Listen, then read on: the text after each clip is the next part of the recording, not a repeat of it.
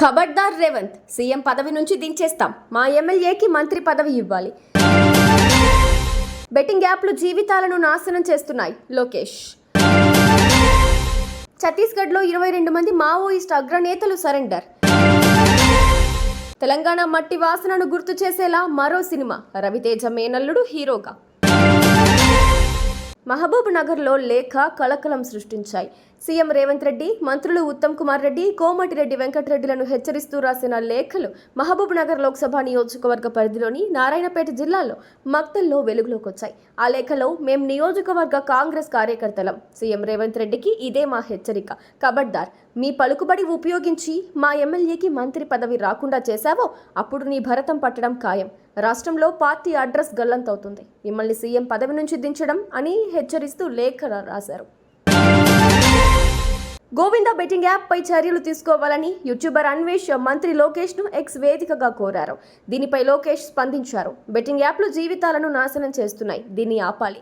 నిరంతర అవగాహన, బెట్టింగ్ యాప్లపై కఠినంగా వ్యవహరించడం ఇందుకు పరిష్కారం.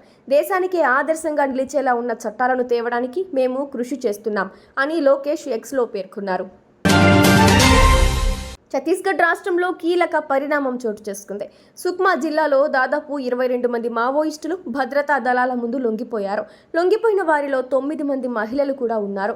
22 మంది మావోయిస్టుల్లో 12 మందిపై 40 లక్షల రూపాయల రివార్డు ఉన్నట్లు పోలీసులు తెలిపారు. వీరందరికీ ఒక్కొక్కరికి 50,000 రూపాయలు సాయం అందించినట్లు పోలీసులు పేర్కొన్నారు. అలాగే ప్రభుత్వ పునరావాస పథకాన్ని వర్తింపజేస్తామని చెప్పారు. మాస్ మహారాజా రవితేజ ఫ్యామిలీ నుంచి మరో కొత్త హీరో ఎంట్రీ ఇచ్చాడు.